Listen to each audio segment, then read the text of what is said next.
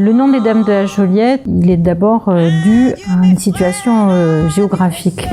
On a un local dans lequel on travaille qui est au boulevard des Dames. Et au boulevard des Dames, ce sont les Dames de la Joliette, c'est-à-dire des femmes qui étaient résistantes. En 1524, quand la Provence était occupée par les armées de Charles Quint, des femmes ont pris les armes.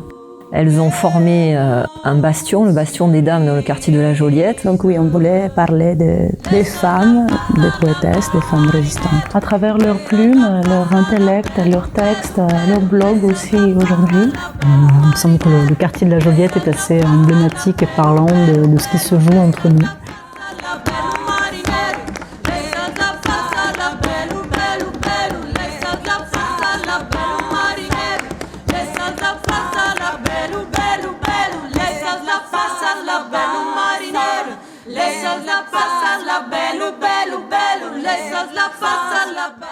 Les Dames de la Joliette, d'abord c'est une rencontre, c'est 5 femmes de la Méditerranée, des solistes qui se réunissent dans un projet féminin, des poétesses de l'Occitanie, des poétesses de la Méditerranée, des poétesses de l'Afrique, des poétesses de l'Amérique. Voilà, pour moi, ce projet-là, il est centré autour de ces 5 personnalités et puis du voyage qu'il y a à travers l'infiniment petit, l'infiniment grand de la poésie féminine.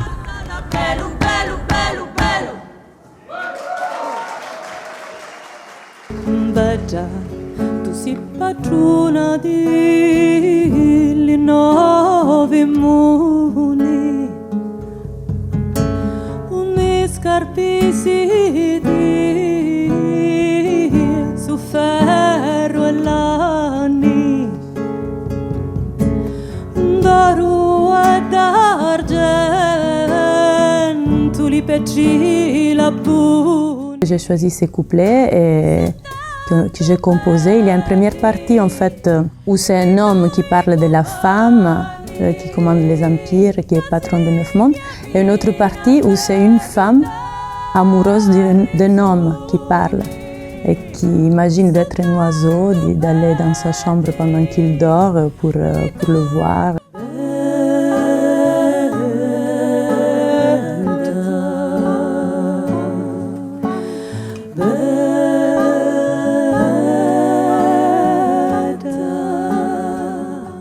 Ce côté où la femme n'était pas objet, mais aussi elle était elle-même à chanter son amour pour un homme. Voilà, j'ai choisi ce couplet pour ces raisons. Nadia Tighidet, elle est d'origine kabyle, donc berbère d'Algérie, mais elle est née à Marseille. C'est les rythmes avant tout, et une voix bien sûr. Donc elle est quelque part la pulsation, le cœur du groupe, la classe.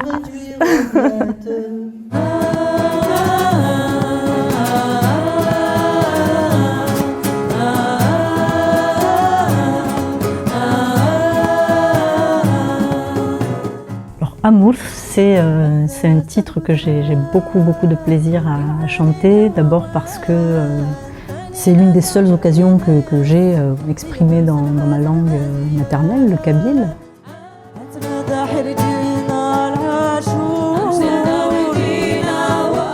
C'est un poème qui parle d'un paysage. On parle souvent de quelque chose de très précis, d'infiniment petit, d'un objet. Et là, donc, on a affaire à un arbuste et avec une histoire d'amour qui se joue tout autour.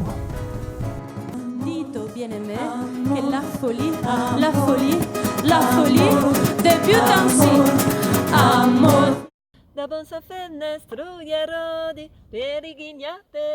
Annie Maltanti ne s'arrête pas à écouter de la musique brésilienne. Elle va au Brésil, elle rencontre des gens, elle apprend d'eux, elle se forme aux percussions et elle revient riche de plein de choses. C'est quelqu'un qui va au fond des choses et qui apporte un certain équilibre aussi dans les dames, parce qu'on peut pas, avec Annie on ne peut pas se planter.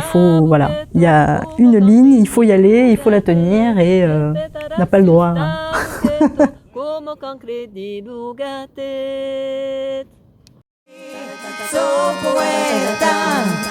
Sou poeta, manda as coisas fugir. Não poète, c'est une chanson qui a été écrite à partir d'un texte de Cecilia Meirelles, poétesse de Rio, carioca, du début du XXe siècle. Je chante parce qu'un jour je sais que je serai muette. L'idée c'est vraiment de profiter du temps qui passe et la vie humaine finalement n'est qu'un instant.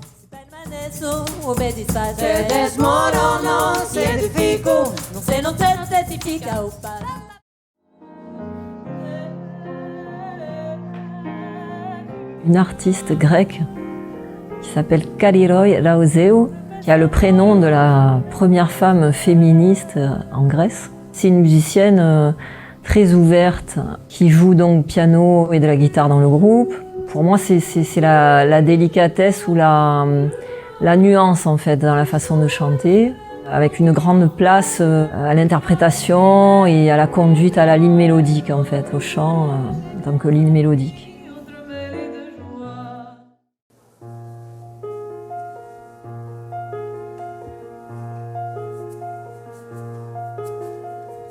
Vendragoudou est la chanson grecque que j'interprète. Il y a une poésie de Maria Polidori, une femme particulière, une poétesse qui a vécu peu, mais elle a marqué sa génération. C'est extrait de son poème Mono γιατί μ' αγάπησες. Μόνο γιατί τα μάτια σου με κοίταξαν. Μόνο γιατί τα μάτια σου.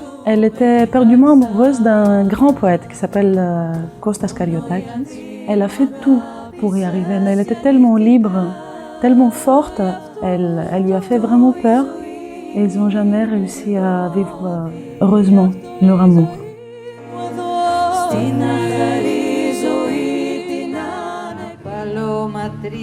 Je vais vous parler de Sylvie Paz, la chanteuse d'origine hispanique, la Dame de la Violette. Elle vient d'Andalousie, d'Oran, aussi de Madrid. Elle est une Marseillaise aussi, d'adoption. C'est une grande voix. Sa voix, elle a une liberté comme la poésie. C'est une voix qui porte beaucoup de couleurs, beaucoup de maturité.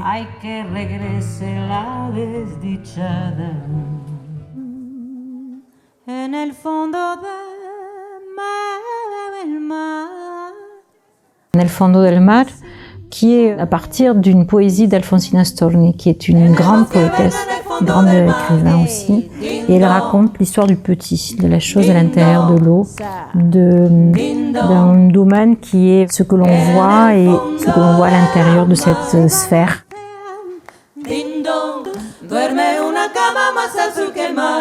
Pour moi, c'est toute la poésie et la délicatesse de l'artiste aussi, de voir des choses infiniment petites pour qu'elles deviennent aussi infiniment grandes. Maura Guerrera, elle vient de sa Sicile natale. C'est quelqu'un qui a appris avec des gens simples et qu'elle honore dans sa poésie, dans son chant. Elle a la voix puissante de son origine et elle a une percussion qui est le tamburedo qui bat en fait la cadence, hein, cette chose qui est extrêmement forte et qui va bien avec son caractère.